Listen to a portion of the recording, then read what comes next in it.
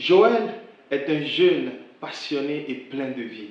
Quelque temps après son recrutement dans une grande société pétrolière, il fait la rencontre de la belle et ravissante Vanessa. Leur amour était si fort que cela faisait ombrage au caractère violent de Joël et à l'attitude provocatrice de Vanessa. Après leur mariage, les disputes étaient leur quotidien. De la violence verbale, ils sont passés à la violence psychologique, voire physique.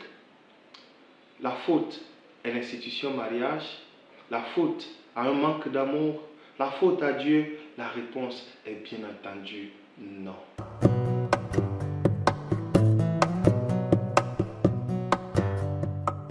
Vous êtes sur Happy Family. Par nos enseignements, nous partageons des astuces, des vidéos pour créer et maintenir la joie dans vos relations et dans vos familles. Tu te poses la question de savoir comment ferais-je un bon choix? Ou bien as-tu des craintes dans ta vie sur le choix du partenaire? Es-tu marié ou fiancé? Tu te poses la question de savoir si j'ai fait un bon choix. Et si nous reposons la question, suis-je un bon choix? Effectivement, on peut reposer la question autrement en disant, es-tu toi-même ce que tu recherches? Pourquoi c'est si important? Pour deux raisons fondamentales. La première, c'est que l'appel rare que tu cherches, c'est d'abord toi-même.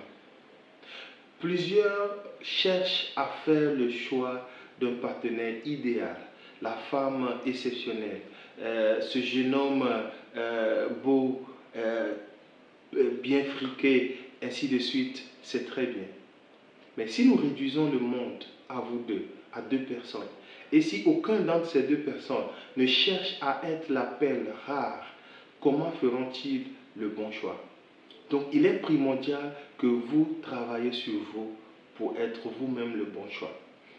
Si vous n'êtes pas encore marié, vous avez encore l'occasion de revisiter votre vie pour voir si ce que je cherche, est-ce que moi-même je l'ai. Oui, tu cherches une femme qui prie. Est-ce que toi tu pries? Tu cherches une femme qui est travailleuse. Est-ce que toi-même tu es un travailleur? Tu cherches une femme qui est respectueuse. Est-ce que toi-même tu es respectueux? Et donc, toutes ces choses que tu cherches dans le futur partenaire, il faut te poser la question si toi-même tu l'as déjà. Parce que l'appel rare, c'est d'abord toi. La deuxième raison pour être un bon célibataire équilibré et épanoui, c'est que le mariage sera à votre image. Rassurez-vous, le mariage ne sera que le reflet de ce que l'on y apporte. Si vous apportez la stabilité dans le mariage, vous allez revoir la stabilité dans votre mariage.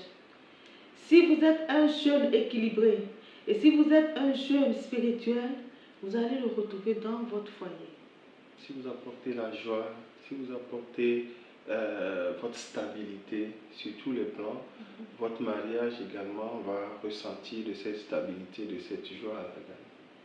Alors, nous vous encourageons à travailler sur votre caractère pour avoir dans le mariage des résultats qui seront de ce travail.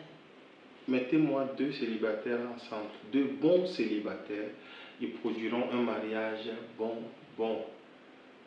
Mais si vous mettez deux célibataires amers, difficiles à vivre, ils produiront certainement un mariage d'amertume. Et donc c'est pourquoi il est important de travailler sur soi et tout ce que vous pensez qui n'est pas bon, qui n'est pas essentiel pour une vie à deux épanouie, vous devez commencer à travailler dessus, vous devez commencer à les enlever. Et si vous apportez la colère dans le mariage, vous allez avoir la colère, les querelles, ainsi de suite. Alors, si tu es fiancé, nous voulons vous dire que de travailler sur sa personne, chaque partenaire doit travailler sur son caractère. Et ne faites pas comme Joël et Vanessa, dont nous avons parlé. J'ai l'habitude de dire que si l'amour rend aveugle, le mariage l'en guérit. Donc, pendant que vous y êtes, ouvrez vos yeux, observez et travaillez sur vos caractères pour que vous ne viviez pas ce que Joël et Vanessa ont vécu. Et si vous êtes marié, vous avez encore l'occasion de donner une autre image à votre mariage. Vous avez l'occasion de changer votre mariage en commençant par vous-même, en commençant à changer votre caractère. Identifiez tout ce qui est en vous qui détruit ou qui n'apporte pas du bonheur dans votre foyer et travaillez sur vous. Et vous obtiendrez un résultat qui sera exceptionnel, qui sera ce que tout le monde souhaite, un mariage beau et solide.